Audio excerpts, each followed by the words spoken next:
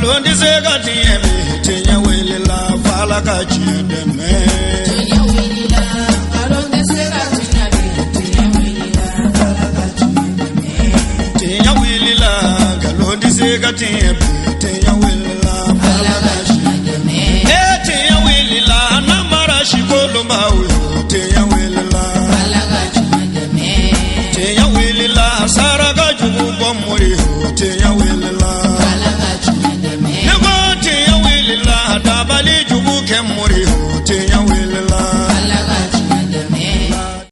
الحمد لله الذي كتب على عباده الموت والفناء وتفرد سبحانه بالحياة والبقاء، ثم الصلاة والسلام على البشير النظير محمد بن عبد الله وعلى آل بيته أولو البر والتقوى وأهل الفضائل. سلام الله عليكم ورحمة الله تعالى وبركاته. Ami ala tanuka ala barikada ala miye sayake wajibiye ninkelengene na bela jelema akwa maka kitabu sanman konnana ka fo ninkelengene na bela jelenye saya nene fenye ame kisi nemedila ala utala fe ala kuke danfeuna soheramanka Muhammadul Mustafa ani asodunye sanmo anaka sahaba nyumo ani jonyuman fengo fenyi senda usenda nola ni bara nyuman keliye ala kanini au fara o jamakulu sanumanka Ciba sanu aba fanyana ka kuma kan sanu mon konnana ka foni adamadin fatura ika bara kelon bela jele mejo funa kera bara sabai o bara en sabado la kele ni fatura ka wolode nyumonto iko ifatulen kofe mimbi sama duawula ninga sadakatu bo iye ode kama anga chokoroba nyuma ala mahinena El Haj Sheikh Ishaq Tarawere nale kunye doni baka baye min sigiyoro belembe Segu Duguma kalande lakalana kundo mado mi ni aye joda bafa Segu Dugu yere konnana aye ma caman ne kalan bibi na nulu yere kelenbɛ anga jamana in kulomanw ye anu ɲɛ jɔyɔrɔ ye diinɛ binanku kan ɲina u y'a kanu kalandenw balimaw ni sinjiw k'u tɛgɛ di ɲɔgɔn ma ka se ka fara ɲɔgɔn kan ka dusukun kɛ kelen ye ka hinɛ lase ani duwawudenw o kɛnɛ sigi ka ɲɛsin ni cɛkɔrɔba ɲuman in ma ka ziyaraba labɛn cɛkɔrɔba in ye ni nin bɛnna baara in ta ko fɔlɔ ma ka bɛn desanburu kalo ma san 2025 alhamdulillah maa caman de ye ɲɔgɔn sɔrɔ ziyarakɛyɔrɔ in na ka bɔ Mali seleke 4 bɛɛ lajɛlen fɛ hakɛda fo ka taa se Mali kɔ kan maa 100 yirika caman caman de kalan jamana in kɔnɔ ani jamana in kɔ kan ni Ala sɔnna bi u caman ye dɔnnibagabaw ye wa u caman kɛlen do ka jɔdabaw fa an ka alisilamɛya diinɛ kɔnɔna na jamana in kɔnɔna na alhamdulillah kɛnɛ in kɔnɔna na seereyakanw caman jɔra an ka ni cɛkɔrɔba ɲuman in ye a ye wulikajɔ ani cɛsiri min kɛ denmisɛnninw lamɔni na denmisɛnninw kalanni na Ala yɛrɛ ɲɛda jaati kama an ka jɛ an ka sɔrɔlenw ɲɛmada Bismillahirrahmanirrahim Alhamdulillahi bini'matihi tatimmu shalihat Summa salatu wassalamu ala al-mab'uthi rahmatan lil alamin Sayyidina wa habibina wa syafi'ina Muhammadin bin Abdullah wa ala alihi wa sahabatihi wa man tabi'ahum bi ihsanin ila yaumiddin wa ba'd Assalamu alaikum wa rahmatullahi ta'ala wa barakatuh فمرحبا بكم ومرحبا بكم على إجابة دعواتنا اجتمعنا اليوم في هذه الساعة لندعو لشيخنا ومربينا الجليل الشيخ إسحاق موسى تراوري رحمه الله رحمة واسعة ambali silama cɛmani a musoman ani jama hadaralen bɛɛ kalandenw ni an ka mɔgɔ invitelenw an b'u fo ni silamɛya ka foli n'o de ye assalamu alaikum wa rahmatullahi ta'ala wa barakatuh aywa an ye ɲɔgɔn dalajɛrɛ madrasatu sabilil hudal azhariya sɔgɔmada in na ni kalandenw ka laɲini an kalandenw de farala ɲɔgɔn kan cɛkɔrɔba in a y'an lamɔ a y'an tɔbɔtɔ ayang kala angko wati sela anga farajon ka kana do ke chorban ni odi anka go kuinyo ka bi so madaina amani Allah subhanahu wa ta'ala fe amena do fe ke bi ala ka bela jeni jabi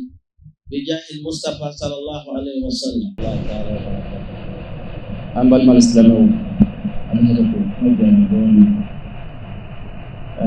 on vla placina ana manka parce que don ba mun jani ni an don ne amisra am yere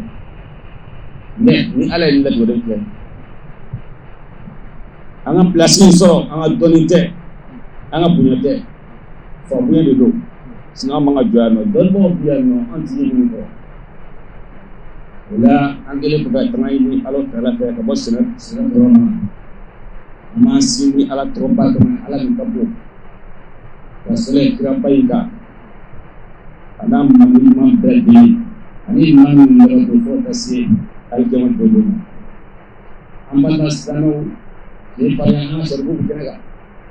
na ami mam belasina ani man ni na andun ampula ko bo ko divoir abo Bamako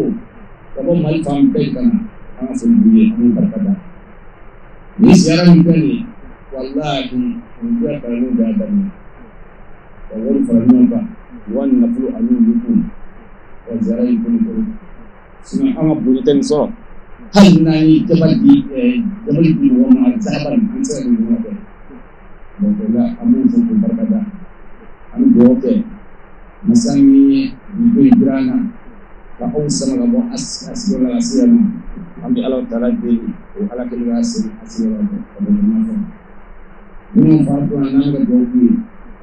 aywa ala ku dawanne ma ala fa ko na luka ya ko min ala ko noya anta jana ko noya ala sa ko na de wassalamu alaikum wa rahmatullahi ta'ala wa barakatuh ni ko fe ama fa ga iktisar do ke muduru ka sirala nya fa ina to amna abet se ka fo to ba ndo ko shaka trawuri arabu kalangala ko isa trawuri so mo do ko shaka jigiseme ni beret me fo to ba kelenna to ba abangela wasolo dugumido tabako abangela 1930 tabako ayaka demsena bela geneke tabako chikela abalmake donc me ko Suleiman ne bola kana fatne pam na doni nyini ko ba bidam ne dolaw ye karama du fen adam na doni la olu ka du kono kalamba kunti koroke dusu ta ko fo ale kana koroke anana fatne harun tirera fi kana doni nyinina ala yake koroke amake shitigi ala yaka kalfa menana kalfa menene ko fe o karamo ala ka utume abodugu do olu yaka meno che ata di somoma o kene minge muduru re waso ademsa afrenge na madu atusina ko koroke danaro mina ale fana ba ta ka temenaye utamanu sena ka bota ko kana sesebuya kakla ka chiu sena ka bo sewa fu fatne atara to ni ne kam aga kuma ko na abo kuma do to tumena sigaru tume to kalama de tika ka barko wala ki do ka fi fada suma no ba woro ka nyimi kalan sorra gele ya ko nan fati pati suma shiti kumini sorali wadin tohoi ale kalami no ya ye fatne ale no ya ye abola fatne kana bashiri soso fe ya soso la anana soro bashiri soso abalma ke do me ko ahmad soso Ahmad Soso a denkɛ dɔ tun bɛ yen o tun b'a fɔ a ma ko Ba Soso ɲini mais a tɔgɔ sɛbɛsɛbɛ ye ko Usman Soso. Ahmad Soso fatulen ale ka gɛrɛko de tun ka ca ka tɛmɛ Bashir Soso ta kan. Bashir Soso a ma ɲɛnakunaya kɛ. A ye Ahmad Soso denkɛ in minɛ n'o ye Ba Soso ɲini ka don ne so kɔnɔ. A ko waati kunkuru a ye den kala fariw bɛɛ la k'a sɔrɔ k'a labɔ sisan k'a bila o de tun bɛ darisu di Agibu Soso ma ale de tun bɛ darisu di Saka Tarawele ma k'a fɔ la ko Bakaritaw yɛrɛ fana tun bɛ darisu di ninnu bɛɛ lajɛlen ma. O kosɔn san dɔ la kalanden dɔ da ye Falakɔnɔ bin tigɛ Agibu Soso ka kɔnɔjigiyɔrɔ la ko Agibu ka kalanden Saka Tarawele ne ko a ma a don i filila dɛ dugudenw bɛ sɔrɔ o b'a dɔn. Ba Soso ɲini de tun bɛ darisu di ninnu bɛɛ lajɛlen ma. No a tɔgɔ yɛrɛ yɛrɛ an y'a minɛ sun kɔrɔ a tɔgɔ yɛrɛ yɛrɛ ko Usman Soso mais o tun b'a fɔ a ma ko Ba Soso ɲini. Donc ale de ye darisu di Muturu ma ka darisu di Agibu yɛrɛ ma karamɔgɔ caman tun bɛ yen ka darisu di olu ma fo ka na Muturu yɛrɛ a darisu min a ka faamuya min tun ka da yen k'a k'o faamuya a y'o sɔrɔ. Donc a y'o sɔrɔ min kɛ a nana madarasa dayɛlɛli la. Madrasa in dayɛlɛ la le 10-12e mois 1957. Le 12 décembre 1957. Madrasatul Sabilul Huda Al-Azhariya créé la au centre. Donc a tawla kana bila bila kala yɔrɔ in daminɛna u tun b'a fɔ ko cɛrɔ la mais a tun bɛ du min kɔnɔ bulon min kɔnɔ ka kalanyɔrɔ in kalan yen o tun ye Tarawelelakaw ka du da du kelen de bɛ cɛrɔ la cɛmancɛ la mais Tarawelew de don. Olu ka madrasa de daminɛna Soso la. Hali ni y'an ka création ouverture papier lajɛ sɔgɔnɔso de b'a la mais an sɔrɔla ka tahawil kɛ k'a kɛ Darusalam ye sisan Ala ka ni sababa bɛ. O kɔnɔna na Muturu ye kalanden caman kalan Libérénw b'a la Ivoirien b'a la Sénégalais b'a la Ivoirien ni Laginɛkaw ni Libérénw bɛɛ de b'a la. Muturu ka kalanden caman tun bɔra kɔfɛ ka na a caman ye kalanyɔrɔw dayɛlɛ u ka jamanaw la yen an yɛrɛ tɛ a bɛɛ dɔn koyi parce que ne nana minnu sɔrɔ yan m'olu de dɔn. Ne nana sɔrɔ caman tɛmɛna parce que ne yɛrɛ nana 78 de voilà 78 ne nana Segu yan. An ye nin kibaruya ninnu sɔrɔ Muturu la a ye kalandenw caman kalan. Cɛkɔrɔba in n'i tun nana fɛ ko karamɔgɔ Saka ko ne b'a fɛ ne ka kalan mɛ wari tɛ n bolo la a b'a fɔ nana ye. Saka ne b'a fɛ ne ka kalan wari tɛ n bolo dɛ a b'a fɔ nana ye. Kalanyɔrɔ fan bɛɛ kilasiw fan bɛɛ mais wari tɛ sɔrɔ. Anw de tun bɛ taa wotoro boli ka Muturu ka nasɔngɔ ɲini an na. An bɛ taa wotoro boli ka Muturu ka daraka sukaro sɔngɔ ɲini an na. Dɔgɔ min bɛ kɛ ka tobili kɛ an bɛ taa kari an kun na ka na n'a ye ka na di Muturu ma parce que a ye kalan kɛ a ko ale y'a kɛ Ala de kama. Baara in ko Ala kama baara don. A ka karamɔgɔ bɛɛ tun ye a yɛrɛ ka kalandenw ye. Ale ye kalanden mun kalan o de tun b'a ka kilasi la.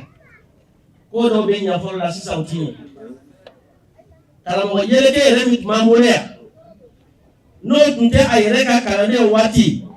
o tun ye Ayatulahi El Khomeini Idris Gindo. A sigilen filɛ kɔrɔ nana bana nana. A filɛ. A bɛ depuis 83. Depuis 83 ni cɛkɔrɔba bɛ a ye darisu d'anw bɛɛ ma yan. A bɛ na tuma min na o y'a sɔrɔ an bɛ Sɛngɛmani yɛrɛ de la fo ka se bi ma. Alhamdulilayi a dɛsɛra. A yɛrɛ sigilen filɛ a bɛ ɲini. I bɛ kuma fɔ a ye sisan. Salon wɛrɛ Segu bɛɛ b'a fɔ ko balaga tellement a ye darisu maîtriser. Salon a wulila k'a bɛ darisu di a ɲɛna. A ko kalandenw ma ko k'a to dɔɔnin la k'ale ɲinɛna. Ɲinan an y'a bɔ k'a bila retraite la. mais ani min ka kan b'o d'a ma a bɛ dugawu kɛ ala ka lafiya o kɔfɛ ani muso ye hayatu kɛ ɲɔgɔn kan ten ala nana hiji nɔgɔya ye 92 93 hiji ta in sɔrɔ o kɔnɔna na a taa hiji kɛ ka segin a seginnen nalen a nani labɛn tugun tori bɛɛ sirila ko a bɛna taa tugun farga ye kan an y'a furakɛ bana bɛ juguya ka taa an taara laada dɔgɔtɔrɔso la a ye kalo kelen a y'o dɔ kɛ dɔgɔtɔrɔso di kalo kelen min na dafa don min na ala ye kalifa min rahimahullahu rahmatan wasi'atan o kɛra ka bɛn le 4 octobre 1995 bayna 17h wa 18h a kɛra 17h ni 18h ni ɲɔgɔn cɛ parce que kalan jiginna le 4 octobre kalan taara tile 4 kalan jiginna dɔrɔn sigi bɛ dɛmɛ kan an tun bɛ jigin 17h30 kalan jiginna dɔrɔn yan 18h u nana f'a ye ko a fatula dɔrɔnso la an ye janaja kɛ o dugujɛ 10h karamɔgɔ kɔni ka hayatu dara nin yɔrɔ in na a fatulen kɔfɛ dɔrɔmɛ kelen cɛkɔrɔba ma fatu k'a to a kɔ hali waa kelen kelen a tɛ taa bolo an ko Muhamɛdi ma i labɛn taa anw seko ye min an b'o tu kɔfɛ na ala sɔnna ka laban a ti ci a taara a ye san 23 de kɛ Makan jamana na alhamdulillah a seginna ka na a y'i to yen ka nin baaraba in kɛ a y'a bɔ dɔgɔtɔrɔso la ka kɛ faraso ye k'i to la ka na sanuya in fana jɔ k'i to la ka sokɔnɔso in jɔ o kɛ taji ye o kosɔn mɔgɔ tɔjɔ karamɔgɔw k'a tɛmɛna a fa la nin yɔrɔ in de don mɔgɔ caman taara ma ka mali si kɛ dɛ dɔw ma sɔrɔ kɛ dɔw ye sɔrɔ kɛ an b'a ɲini ala subhanahu wa ta'ala fɛ a ye baara ɲuman min kɛ ala k'a bila a ka mizanul hasanati la a ye baara ɲuman min kɛ ala k'a bila a ka mizanul hasanati la an mun b'a kɔfɛ yan muso denkɛ y'a fɔ cogo min na anw ti fɛn dɔ kɛ an ka kalama se man sɔbili la mais kalanyɔrɔ tɛ se ka datugu walayi cɛkɔrɔba in fatula san min na an y'a ŋunu kuma na ko karamɔgɔ ka sara karamɔgɔ ka bɛ datugu sisan o fɔla fɔ an y'a mɛn a waati karamɔgɔ dɔw yɛrɛ baara bila karamɔgɔ wulila k'u jɔ n'u ma sara u bɛ bila an ye kalanyɔrɔ denkɛ sigilen filɛ an ye kalandenw bɔ ka na to kɛnɛ ma an y'a sɔrɔ kalanden min bɛ yen n'o t'i kalo sara ne ye kalanden tila 3 ye tila kelen dɔrɔn de tun bɛ kalo sara tila 2 tɛ foyi sara an bɛ karamɔgɔ sara fɔ min an y'a ɲini kalanden somɔgɔw fɛ n'u tɛ wari sara n'u ka 100 sara fo ka t'u ka kalan fɔri dɔw bɛna fɔ ko munna a tɛ saka ta si kɛ an tɛ se ka saka ta si kɛ min tun bɛ saka da o t'anw da o ɔ saka ta waati fana o ni bi tɛ kelen dɛ hali ni saka yɛrɛ tun bɛ yen bi a tun bɛ sɔn ka yɛlɛma dɔɔni don baara in na dɛ diɲɛ gɛlɛya la fɛn bɛɛ gɛlɛya la foyi tɛ sɔrɔ nɔgɔya la donc an b'a ɲini ala fɛ ala ka hakili ɲuman d'an bɛɛ ma.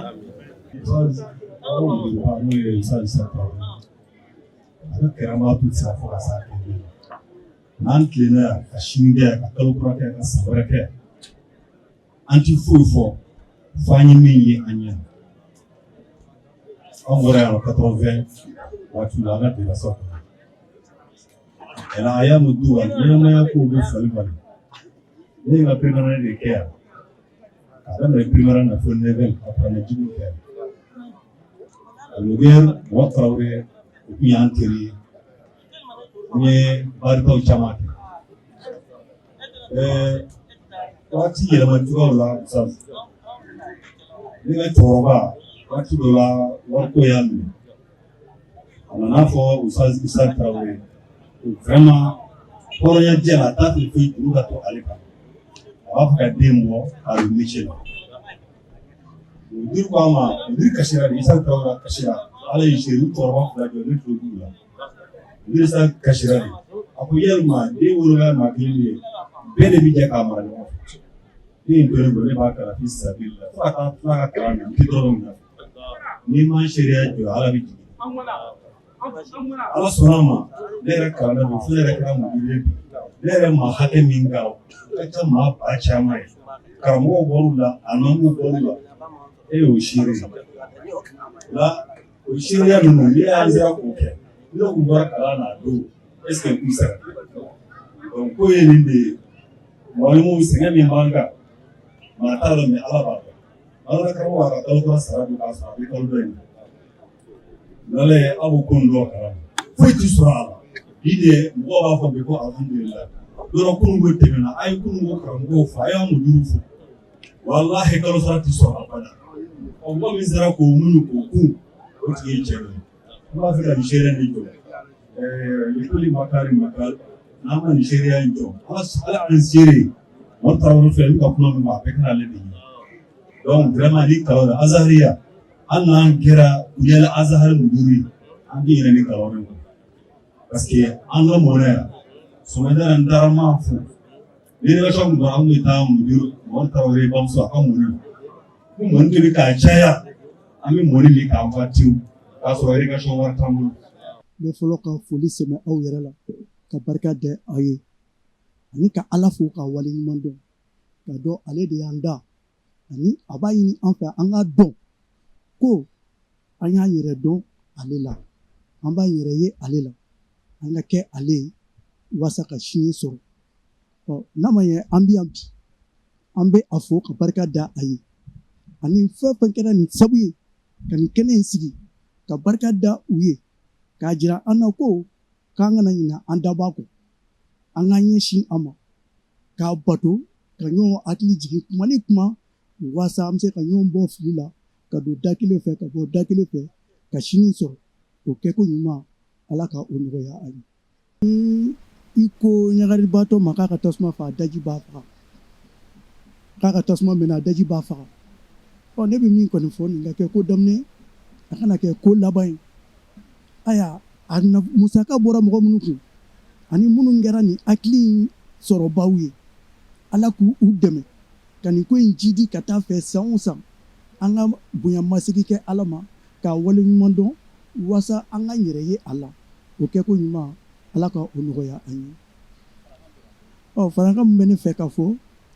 ni mɔpɛriw tɛ yen ne b'u wele ko célébrant ne b'u jɔ u nɔ na ka bateau ɲɛ minɛ aya Antoine kɛra sababu ye ka ne se yan ne b'a fɔ k'a wale ɲuman dɔn a ye n wele yɔrɔ la hali n'a ye n wele sini n bi yan n bɛ yan u ka bila la sanga ani waati bɛɛ ala ka o nɔgɔya ani ɲɔgɔn ye. Nuhu Traoré empêché ale de ne bila ka na représenter donc ne Nuhu Traoré Nuhu Ouattara tɔgɔ la ani an ka direction ba ministère des affaires religieuses de culte o tɔgɔ la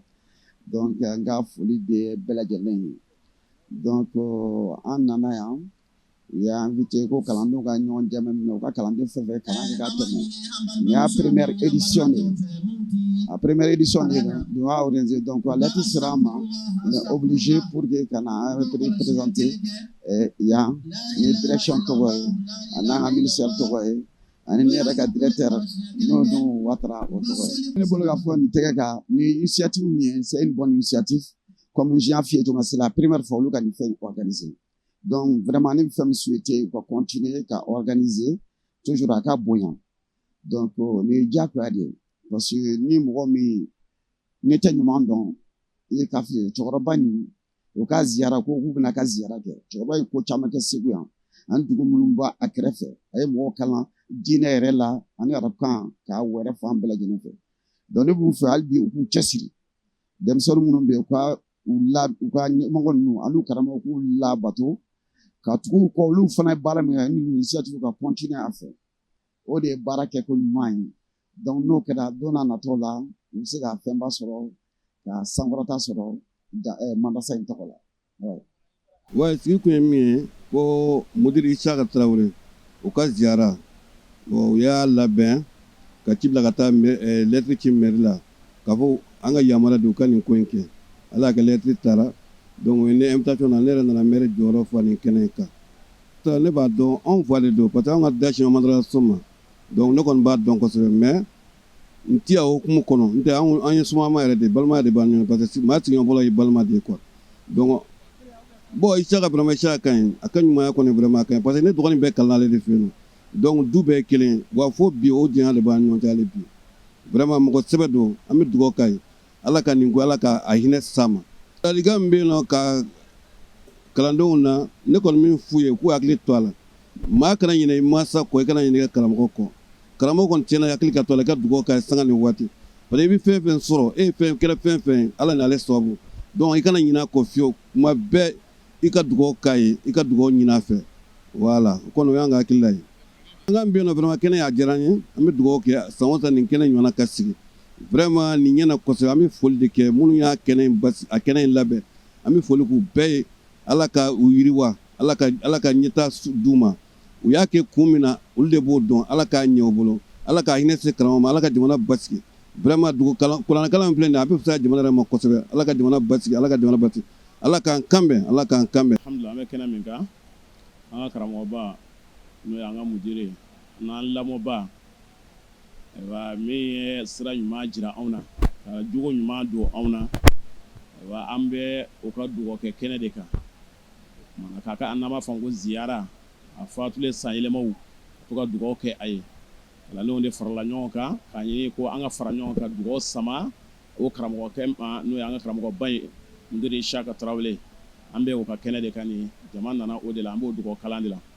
alhamdulillahi rabbil alamin ni lamɔ ɲɛna ka ban ko bɛɛ bɛ ɲɛ a ye kalanden minnu lamɔ hakili ɲumantigiw caman bɛ o la i n'a fɔ a dɔ filɛ n kɛrɛfɛ n'o ye Mamadu Sɔliw ye olu n'a ɲɔgɔnna minnu bɛ anw cɛ la olu de nana ye sani an ka to ten bɛɛ bɛ ka dugawu k'a ye koyi mais n'an farala ɲɔgɔn kan ka dugawu kɛ sigiyɔrɔ kelen na kɛrɛnkɛrɛnnen ma ka ayiwa k'o ɲɛsin karamɔgɔ ma o nafa bɛ sɔn ka bonya sabu kalandenw caman bɛ yen ka bɔ diɲɛ fan caman na an famana ɲɔgɔn ma n'an farala ɲɔgɔn kan an yɛrɛ bɛ se ka ɲɔgɔn ye dusukun bɛ ɲɔgɔn kanu ni dusukun ye ɲɔgɔn kanu ka dugawu min kɛ o dugawu jaabi ka teli filɛ nin ye misaliya de ye ka jira anw kalandenw yɛrɛ bɛɛ lajɛlen de la a fɔ ni maa kɔni ni i ɲɛna alhamdulillah i kɔ bɛ ɲɛ ni ɲɛna dɔrɔn Alahu Taala a bɛ ɲɛ n b'a jira de k'a fɔ an ka jija ayiwa an ka barika ɲini an karamɔgɔw an k'olu barika ɲini mudiri yɛrɛ ye barika caman de ɲini a karamɔgɔw fɛ a yɛrɛ tun b'o barow k'an ye a ye ko minnu kɛ a n'a ka karamɔgɔw cɛ a tun b'olu fɔ an ye o ɲuman dɔ de sigilen fana filɛ ale fana ka usra ma a ka faso maniya a n'a denw ma o tuma na k'a jira kalanden bɛɛ la n'i y'i cɛsiri k'a kɛ Alahu Taala ye Alahu Taala b'a sara d'i ma a b'a sara d'i ma don dɔ la n'i ye dannifɛn ɲuman dan a bɛ falen ɲuman de la n'i ye juguman fana dan ala k'a fɔ a bɛ na ni juguman de ye kalanden si kana juguman ta ka ɲɛsin i karamɔgɔ ma karamɔgɔ mana fɛn o fɛn ka kalanden na a ko don dɔ a bɛ k'i ye barika ye a bɛ k'i ye bɔda ye a bɛ k'i ye dɛmɛ ye min bɛ yen k'a fɔ hali bi o ye ɲinan kɔni an farala ɲɔgɔn kan an bɛ k'a ɲini ala fɛ dɔrɔn ala ka ɲɔgɔn caman ala ko bila an si nin ye ko dabɔlen ye an kɔni bɛ nin na fo an ka ninakili laban san o san n' ala sɔnna an b'a ɲini ala fɛ an bɛ nin na k'a kɛ kalanden caman bɛ minnu ma yan sɔrɔ dɔw ta ye bana dɔw ta ye ko wɛrɛ ye an bɛ Alahu Taala deli san wɛrɛ a bɛɛ ka yan sɔrɔ an bɛ Alahu Taala deli an minnu y'a kɛ ka san wɛrɛ jira an bɛɛ lajɛlen na a' ye fo k'a yɛrɛw fo k'aw barikada k'an ka ɲɛmɔgɔba fɔ n'o ye Sɛrifu Usumani Madani Hayidara an ka foli bɛ a yɛrɛ sabu ale de fana ye nin sababu ɲuman ye an ka foli bɛ ani karamɔgɔ bɛɛ lajɛlen Segu karamɔgɔ bɛɛ Mali karamɔgɔ bɛɛ diɲɛ karamɔgɔ bɛɛ an ka foli bɛ dɔnnibaa bɛɛ lajɛlen ye k'a fɔ kalanden bɛɛ ka jija bɛɛ ka cɛsiri a dugawu minnu bɛ kɛ a tɛ caya la a tɛ dɔgɔya la a bɛ dugawu jaabi la an y'a ɲini ala fɛ ala k'an ka dugawu jaabi maa ɲuman ninnu barika kosɔn ala sɔnna. komi nin waati in kuma ma se a se ka kɛ ni denmisɛnnin u tun ye laɲini a mɛnna ni Alahu Taala tun b'a latigɛ alhamdulillah a latigɛra ɲina foro daminɛ ye waa bɔ ye cogoya b'a kɛ an bɛ dugawu kɛ ala ka jamana basigi ala ka jamana basigi sabu n'o bɛna ni jamana in basigilen ala ka na n'u ye sabu n'o b'an kisi jamana in maa o maa tɔɔrɔ ma n'aw ɲinɛ tɛ ɲuman ye ala ka ni sanu bɛɛ lajɛlen kisi o ma kira bɛ n barika kosɔn o de ye jama kɛ tan kalanden ka ca kɔfɛ mɔgɔw b'a la mais bɛɛ b'a faamu sisan man yafar'u ma bon ladilikan kelen fila yanni n ka se kalandenw yɛrɛ ma fɔlɔ n bɛ se anw yɛrɛ famille Tarawele kelen a ma na k'a bɛna wari ɲini a ma na k'a bɛna sanu ɲini a nana ko a bɛ Masa Rahamani ka sira a b'o de ɲɛɲini o dɔrɔn a ma na foyi kama kɔ ani cɛ ma na ani muso ma na an dɔrɔn ma de Segu yan a nana o la ka n'o baara min daminɛ ne hakili la a yiri turu la a ɲɛna bɛɛ y'a ye sa ka na muso furu la ka den sɔrɔ o la ka tila ka anw yɛrɛ minnu sigilen bɛ waso an faw n'an baw fɛ yen ka tila k'anw cɛ k'an fana ka na an ta ɲini kɛrɛfɛ alhamdulillah ni fɛn min ɲini olu fɛ wari tɛ sanu tɛ ne kɔrɔkɛ bɔra so ka na sira min kan n'o de ye ala ko sira ye u k'a tɔ sinsin sira in a ma bila sira in a sinsinna i n'a fɔ a yɛrɛ tun bɛ ka min ɲini masa rahamani fɛ o sɔrɔla min ye kalandenw ye o kami de b'a ɲɛmɔgɔ tɔn fɛ n'a ma bɔ anw na sira jumɛn b'olu yira k'olu b'a kɛ olu bɛ se ka taa ɲuman fɛ tuguni o t'e bila alhamdulilah i yɛrɛ ɲɛ bɛ jama na a ka da san sa kunna jigi yɛrɛ ma a ka da nin ye daminɛ ye an tɛ ka taa wa alhamdulilah ala ka si d'an ma a ka kɛ si ma ko ye an bɛɛ lajɛlen ɲɛna voilà n bɛ fɛ k'o yɔrɔ de fɔ yan.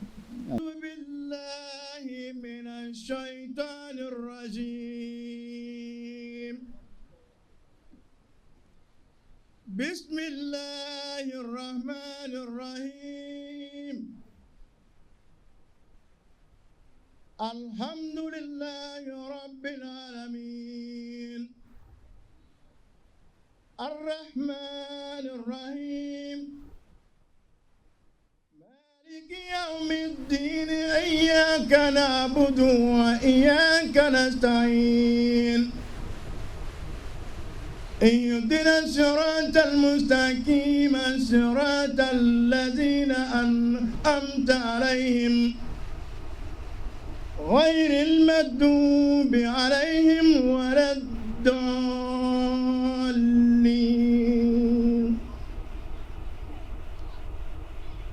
بسم الله الرحمن الرحيم قل هو الله أحد الله صمد لم يلد ولم يولد ولم يكن له كفوا أحد بسم الله الرحمن الرحيم قل أعوذ برب الفلق من شر ما خلق ومن شر غاسق إذا وقب ومن شر النفاثات في العقد ومن شر حاسد إذا حسد بسم الله الرحمن الرحيم قل أعوذ برب الناس ملك الناس إله الناس من شر الوسواس الخناس الذي يوسوس في صدور الناس من الجنة والناس بسم الله الرحمن الرحيم صدق الله مولانا العظيم وبلغ رسوله الكريم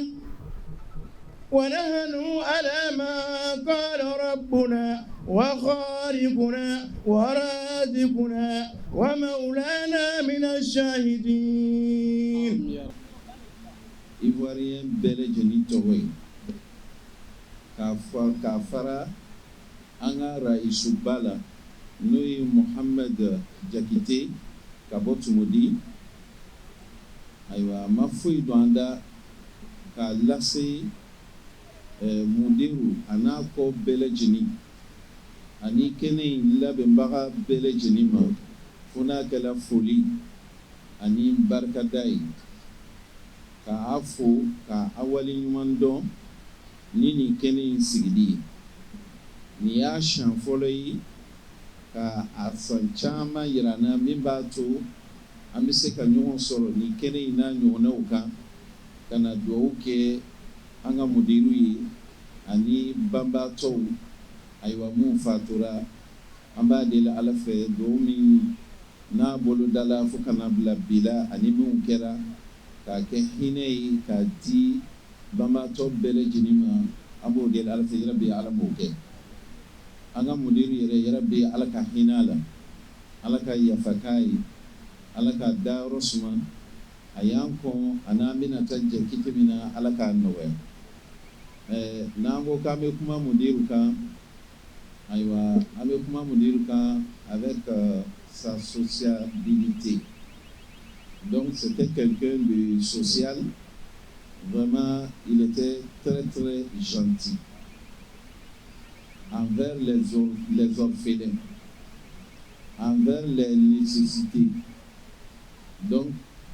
à tout le monde, il belle janina. La kan lafiya diɲɛ Allahra kuma jante kuma bɛ fura ka ban silamɛw mais an bɛ kuma min fɔ bɛɛ ye ziyara nafa usazu bɔra ka bɛɛ fo a balima minnu jɔlen filɛ a kɛrɛfɛ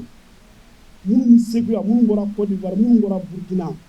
a bɛɛ ye jamakulu kelen de a bɛɛ ye nin kelen de kuma kelen de y'a bɛɛ se ala k'an bɛɛ sa o de ye jumɛn ye ala ye cɛba minnu kalifa an na mais nin bɛɛ la ninnu bɛɛ ka wagati bɛnna wagati dɔ ma mɔgɔ k'u hakili to a la kosɛbɛ ko denni ti yan dɛ e k'i miiri an bɛ ka Isa fɔ ala k'an bɛɛ saba ma an bɛ ka Sa Ture fɔ an bɛ ka Bokari Tɛmu fɔ an bɛ ka Mahi fɔ an bɛ ka Mansuru fɔ an bɛ ka Agib fɔ ninnu bɛɛ ka wagati bɛnna wagati kelen ma sigi c'est ainsi fo mɔgɔ k'a faamuya de ala ka barika don an ka ko ala ka hinɛ na mais ne bɛ ka min da kuma kan dɔrɔn mudiri ka ko dɔ de bɛ ne b'a fɔ bɛɛ ye ne yɛrɛ min kuma na n bɛ témoignage de kɛ ne bɛ ka kuma bi ka kuma di ne ma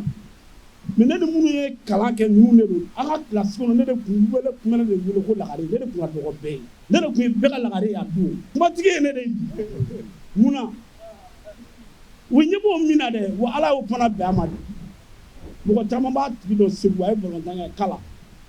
an ni kala kun du kelen de kɔnɔ kala nana se sɛgɛnbannen na a banna ekɔli ma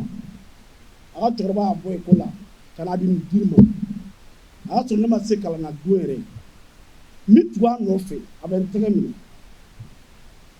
an nalen se kalanyɔrɔ la ale tɔgɔ sɛbɛnnen u ye ne tɔgɔ ɲininkali kɛ ne tɔgɔ man ka sɛbɛn parce que n ma se ko ne tɔgɔ ko Sɛki Aba ko Tamani karamɔgɔ tɔgɔ ma a tun bɛ wele ko Morikɛ de ne ka don kalan na ne sera troisième la ka sɔrɔ ne tɔgɔ ma se ala k'a mɛn sa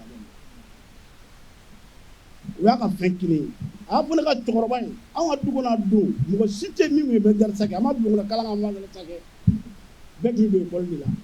mais ali tɔgɔ in sɔrɔla tɔgɔ min na o de y'a diya n ye kosɛbɛ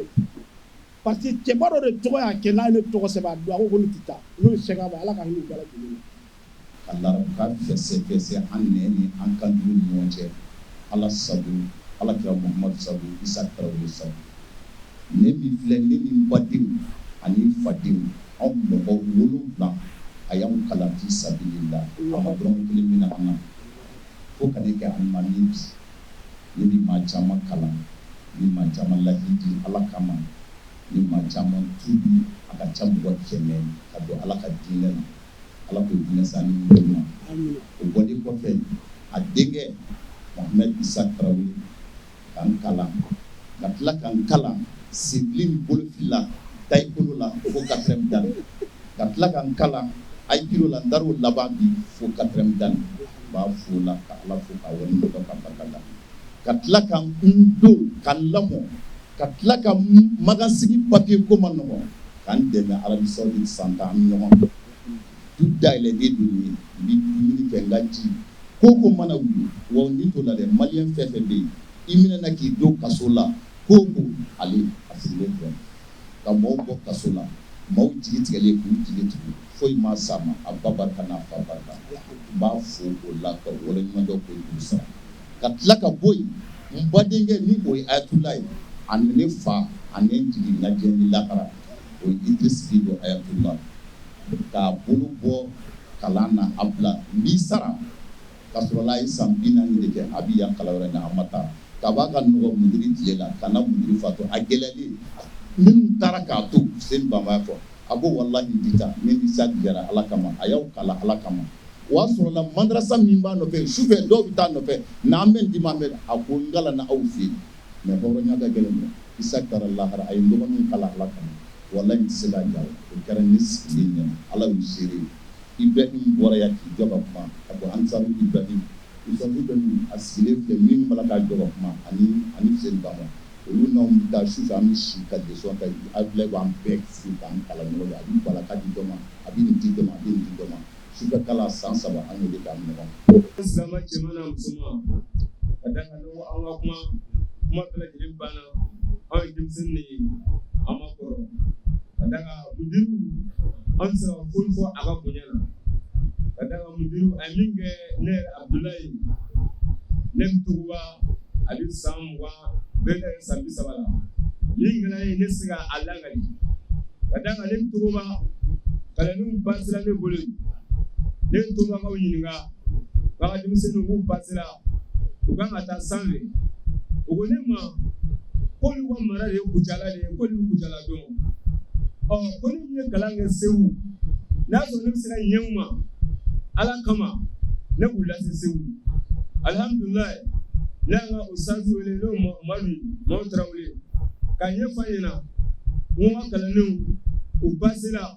u kan ka taa Kucala n'o de ye an ka mara ye u ko ko n ka ɲɛ u ma ne min ye kalan kɛ Segu u k'u dɛmɛ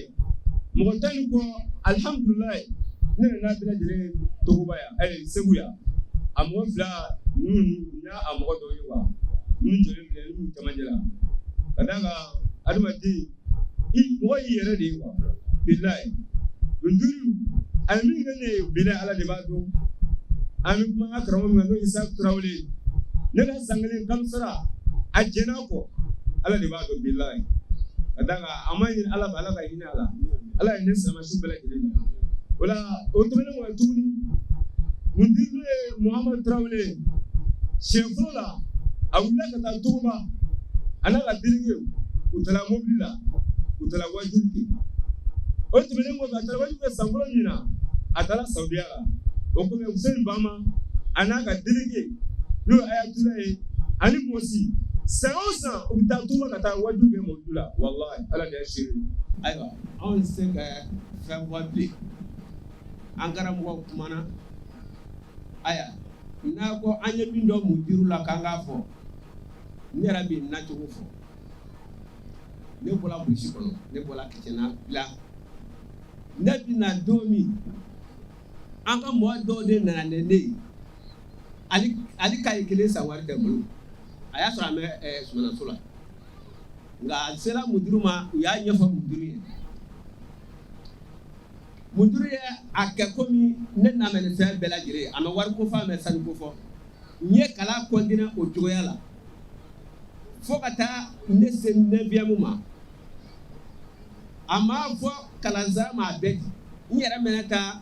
n'an dala ci kɛ ne ye bɔrɛ 1 sɔrɔ n bɛ na n'o ye ne ye bɔrɛ 2 sɔrɔ n bɛ na n'o ye ne ka kalan kɛcogo filɛ ne ye n kɛ kalan k'o la alihamudulilayi bi an b'a fɔ alihamudulilayi ka barika da Ala ye k'a da Alakira ye ka karamɔgɔ Mudiru Siaka k'a barika da a n'a kwɛlɛw ne kɔni ma fɔ alihamudulilayi kabini ne yɛrɛ bɛ yen ne ma dɔrɔmɛ 1 minɛ komi wɔsi ji cɛ ka zɛri n'a ma kɛ kalasara ye wa hali bi ne b'o hukumu kɔnɔna na ne ma dɔrɔmɛ 1 minɛ diɲɛ foyi la fo n'a kɛla kalan ye parce que an bɔla yan mun kɛ an ye mɔnimuya daminɛ hali bi an b'o mɔnimuya la ne sera an ka dugu la ninnu ye ne ka kalandenw ye. ko la ne ne ko n bɛ kuma an bɛ dɔɔnin de fɔ a la sigiɲɔgɔnya la yan nɔ ni du 2 tɛ an ma Mudiru ye du si kɔnɔ yan Bɛɛdatu ka du n'o tun y'a ka garde corps ye ani IGE tun bɛ du min kɔnɔ yen nɔ a tun bɛ don du kɔnɔ Bogosi fa Amadu Bogosi fɛ yen a bɛ don du 2 de filanan Mudiru fana na ne bɛ don kalan la don min na a don ne taara sikɔlɔ de tɔmɔ k'a feere dɔrɔmɛ 80 ka n'a di n ka cɛkɔrɔba ma ko bɔ ka na n don madarasa la komi a ko ni fɛn bɔ ne ta la ne de ye min bɔ a ye ka ca Ala fɛ a b'o kɛ sinon a DG ma don kalan la fɔlɔ ni ne tɛ a ye ne de tɛgɛ minɛ ka na n'a ye ba Siaka fɛ a ko wa i den ko a bɛ don kalan na a ko wa bila kilasi kɔnɔ a ta ye kalanyɔrɔ ye wolosɛbɛn ma minɛ foyi ma minɛ cɛkɔrɔba ko Usumani ma ko ba Siaka y'o kɛ kun minɛ i b'o dɔn wa a ko sigiɲɔgɔnya la madarasa in papier bɛ ɲini don min na a don anw de kɛra a ka seere ye Kina yan ma ne ye kalan kɛ o cogo la a dɔw la a ka ca Ala fɛ hali n'a y'an ko karamɔgɔ a ye taa kalandenw bɔ u ka kalo sara bunɛ n'an bɔra n'an nana se dugu la a b'a fɔ a ye na yan n'an ko mun don ko an ka kalo sara a ye taa sigi wari tɛ denmisɛnninw wari t'u kunna a ye taa sigi n y'a kɛ Ala de kama jɔyɔrɔ na an bɛ ɲumanya min don an na komi khairul umur ma qalla wa dalla wa sharrul umur ma kasura wa farra kuma la sɔn hɛrɛ ma kuma min n'a a surunyana a ye nafa kɛ Allah tɔɔrɔ ma kuma min n'a kɛra kuma lankolon ye a ma nafa kɛ Ala kira gasi bɔlen kɔ an na anw tɛna foyi fɔ yan ko fɛn min ma fɔ ka tɛmɛ anw nisɔndiyalen de bɛ nin kɛnɛ kan an bɛ Alahu Taala fo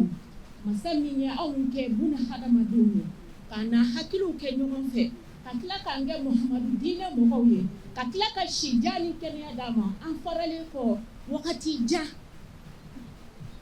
ko an nana an jɔ nin kɛnɛ kan ko ka barikada ani bonyamasegin ani hɔrɔnya ani danbe ko k'a segi an ka mudiri ma alhamdulillah masha Allah anw kɔntannen don an nisɔndiyalen don foyi t'anw fɛ ka Ala fo k'a barikada ni ziyara min daminɛnen filɛ nin ye Ala k'a kɛ ko daminɛ ye Ala ka sijan ni kɛnɛya d'a ma an y'a bɔ ŋaniya ɲumanya min na ɲɔgɔn dɔn min na ya Rabbi Ala k'a sinsin an bɛ foli bila an ka karamɔgɔw ye ani an ka imamuw ani an ka mudiri denw ani a balimamusow alhamdulilayi mudiri kɛra kɔnɔbada de ye kɔlɔn min i tatɔla b'i min i segintɔ b'i min n'i ko i b'a tanu i bɛ si a la ka tila a la nin bɛ mun yɛrɛ fɔ anw yɛrɛ ɲɛna an ka se ka anw yɛrɛ ka se ka hakili jigin ka an ta si an ka ɲuman kɛ ka bila i k'i ka fɛn bɛɛ kɛ Ala ko wallahi n'i ka fɛn bɛɛ kɛ Ala ko hali n'i sara san joli mudiri ɲɛnamayalen filɛ nin an bolo an b'a fɔ alhamdulillah rabbil alamin. Alhamdulillah kɔrɔfɔ galamani cɛnguna Alhaj Ishaq Musa Tarawele a ka denbaya u fɛnɛ bɔra k'u ka seereyakanw jɔ u y'u ka tasibilakanw lase an ka jan an ka sɔrɔlenw ɲɛmada.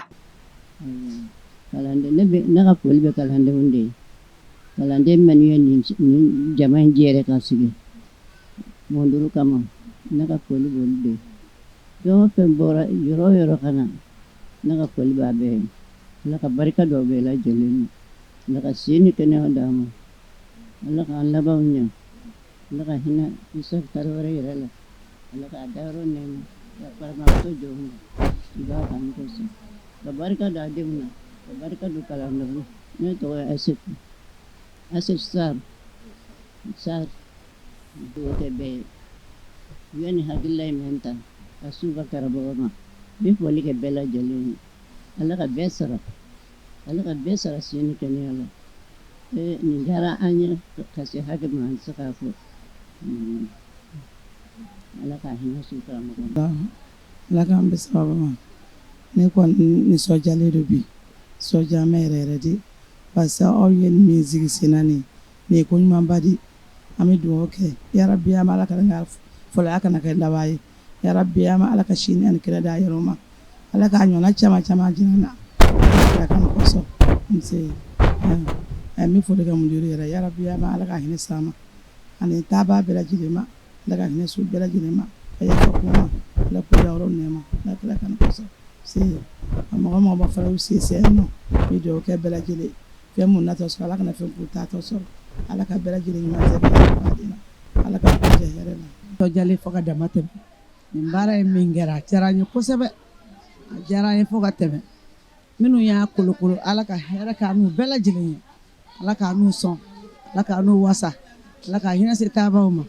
Ala ka hinɛ se taaba bɛɛ lajɛlen ma kɔrɔlen ni kura Ala ka hinɛ se bɛɛ ma Bejaye Mustafa an yɛrɛ minnu bɛ diɲɛ so sigi Ala ka sabu ɲuman k'an ye ka hɛrɛ k'an bɛɛ lajɛlen Ala ka bɛɛ mago dilan Rasulu bonya kama inshallah bɛɛ fo n balimakɛ minnu taamana yɔrɔ jan ni yɔrɔ surun n bɛ bɛɛ fo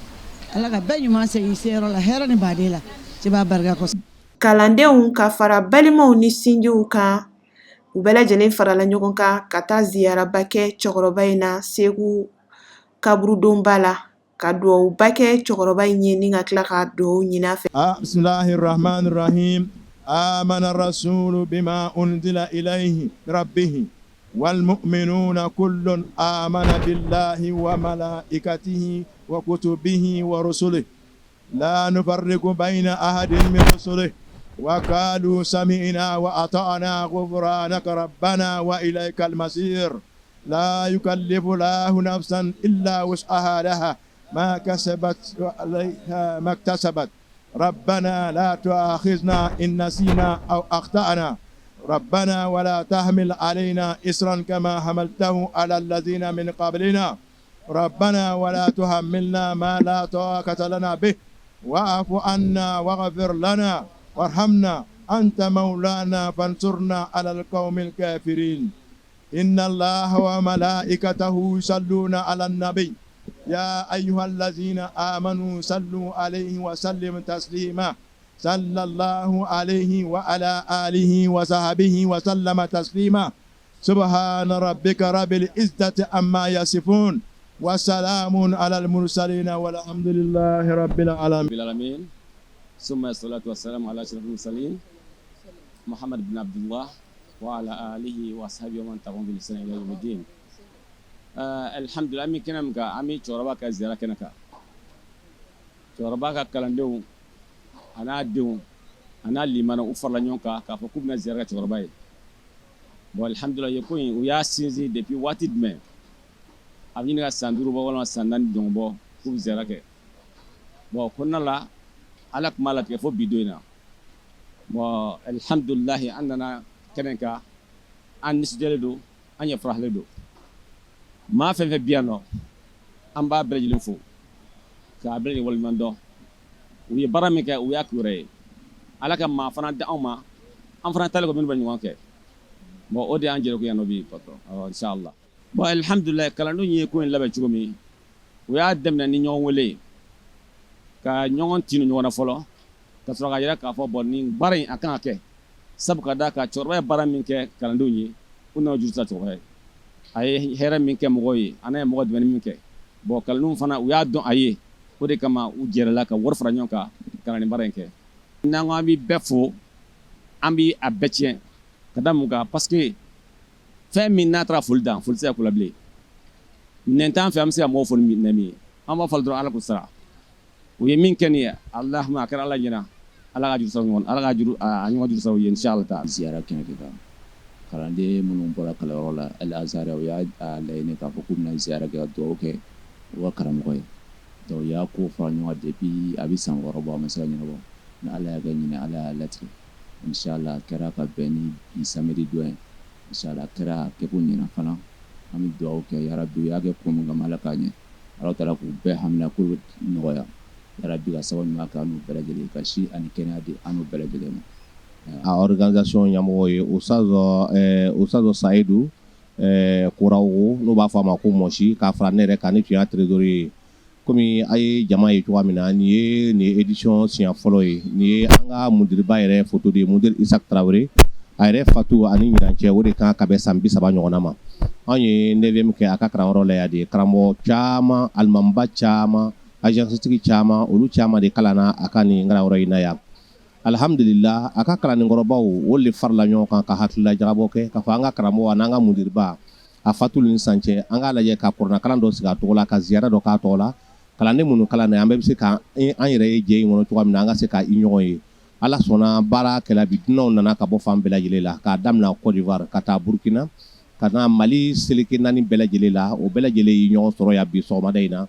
o selen yan an ye kuranna kalan komi yɛrɛ y'a ye cogoya min na an ye kuranna kalan caman kɛ kuranna siɲɛ 4 an y'o kalan ka dalayilu filanin kalan siɲɛ 4 ka tila ka dɔgɔrɔ kalangɛrɛw kɛ tuguni ka dugawu k'an karamɔgɔ ye ka dugawu kɛ kalandenw ye ka tila ka dugawu kɛ jamana yɛrɛ ye mɔgɔ mɔgɔ y'i sen ye nin ko in kɔnɔ minnu y'a musaka bɔ kɔ kan ani kɔnɔna fɛ minnu ma se ka na an ye dugawu kɛ o bɛɛ lajɛlen ye donc tumana min na n'o banna an ye kuma di mɔgɔbaw ma témoignage minnu kan ka kɛ an ka mudiriba yɛrɛ ka koɲɛ na o témoignagew kɛla a ka kalandenw fɛ a n'a ka famille yɛrɛ fɛ a yɛrɛ ka ɲɛnamaya kɛla cogoya min na u y'i da don a yɛrɛ ka ɲɛnamaya cogo la k'o bɛɛ lajɛlen walawala donc témoignage kalandenkɔrɔbali minnu kalanna olu y'o ka témoignage bɔ komi a kɛla an fɛ yan cogoya min na an tilali kɔfɛ o la tilafana dunna an ye seli fana seli o tɛmɛlen kɔfɛ sarakalaw tun t'o la an ye kuranna minnu kalan o sarakalaw kalanna dalayilu duwawu kalan o kɛla an nana tila o la témoignage tɔ nana dafa témoignage tɔ dafalen kɔfɛ an bɛɛ farala ɲɔgɔn kan ka taa an ɲɛ da an ka mudiriba yɛrɛ a dayɔrɔ kan ani a ka mwalimu minnu fatura ka fara kan ani a yɛrɛ woloden minnu fatura ka fara kan ani a kanuɲɔgɔn minnu fatura ka fara kan ka taa se abulaw ma an taara ka taa an ɲɛ da olu kan ka dugawu kɛ olu ye ka fatiha ta olu ye donc inshallah an nana tila o de la sisan dugawu kɛla ka mɔgɔw labila an bɛ nabaga bɛɛ lajɛlen fo mɔgɔ minnu ye cɛsiri kɛ nin baara in kɔnɔ mudiri ka kalandenw o ye cɛsiriba kɛ mɔgɔw ye bonyabaw kɛ dɔw ye misiw di dɔw ye malibɔrɛw di dɔw ye wariw camanw di an ka karamɔgɔba dɔw tun bɛ minnu tun kan ka bɔ jamana kɔ kan ka na bana ye dɔw bali ka na kɛrɛnkɛrɛnnen an ka perezidanba yɛrɛ n'o ye Muhamadu Musa Jakite ka bɔ Tomodi bana y'ale ka nali bali tun ka d'ale ale ka se mais Ivoirien ka représentant tun bɛ yan an karamɔgɔ Sayidu Bade ale tun kan ka bɔ Burukina ka na darura dɔw ye ale ta fara bali ka fara an karamɔgɔba kan n'o ye Sayidi yani an ka mufassiruba Sayidu Jongo ale tun kan ka bɔ Bamakɔ ka na mais Bamakɔ ka caman de nana m'a fɛ k'a f'i ɲɛna dɔrɔn mɔgɔba caman de bɛ yen min tun kan ka na ka fara mɔgɔba nalenw kan darura donna a caman ta la o de kosɔn a caman ma se ka na mais caman ye ɲɔgɔn sɔrɔ yan komi nin fana y'a édition a première édition de ye an b'a dɔn nin tɛna kɛ ko dabilalen ye bilen parce que kalanden bɛɛ y'a jira k'a fɔ ko nin tɛ kɛ ko dabilalen ye bilen nin kɔni bɛna to sen na fo ka taa bila abadila abadi ma kalandenw kɔni o y'o se kɛ kalandenw ye bonya kɛ o bɔla fan bɛɛ yarabi ala ka nin ɲɔgɔnna caman jira na. Anw sera ka fitini min fara ɲɔgɔn kan k'o lase aw ma ka bɔ Seku dugu kɔnɔ ka bɛn décembre kalo ma san 2025 o de tun bɛ tali kɛ nin ye ziyaraba min labɛnna ka ɲɛsin ala ma hinɛna an ka cɛkɔrɔba ɲuman ma Alhaji Ishaq Musa Traoré n'ale tun ye dɔnnibagaba ye Seku dugu kɔnɔna na a ka kalandenw ka fara balimaw ni sinjiw kan u ye ziyaraba min labɛn a ye ni ɲinɛn bɛnna baara ninnu ta ko fɔlɔ ma an bɔra k'o jawari yira aw la an b'a ɲini ala fɛ alikuranɛ sanuman jiginni minnu kɛra ani dalailul khairati minnu kalanna ani duwawu sanuman minnu kɛra yarabi ala k'a kɛ hinɛ ye ka jiri an ka cɛkɔrɔba ɲuman in kan ani alisilamɛ furi bɛɛ lajɛlen ma haza wassalamu alaikum warahmatullahi ta'ala wa barakatuhu shukran lakum.